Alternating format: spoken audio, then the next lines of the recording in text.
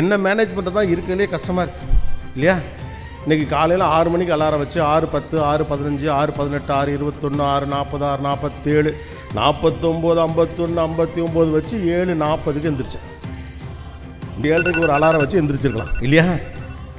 So நான் எப்படி இருக்க வேண்டும் என்று நினைக்கிறேனோ அப்படி என்னால் இருக்க முடியவில்லை. அந்த இடத்தை நோக்கி நகருவது தான் இன்றைக்கி இருக்கிறதுலே பிக்கஸ்ட் லீடர்ஷிப் சேலஞ்ச். ஏன்னா அடுத்தவனுக்கு ஏதாவதுன்னா பயங்கரமாக நம்ம பண்ணுவோம். நம்மளை மேனேஜ் பண்ணுறதுன்னு சொன்னால் எல்லா காம்ப்ரமைசஸ் அண்ட் சேலஞ்சஸையும் நம்ம எடுத்துப்போம் இல்லையா? ஸோ அடுத்தவனை மேனேஜ் பண்ண ட்ரை பண்ணாதீங்க, அடுத்தவங்களோட டயத்தை மேனேஜ் பண்ண ட்ரை பண்ணாதீங்க. Let him handle that, let him be a leader.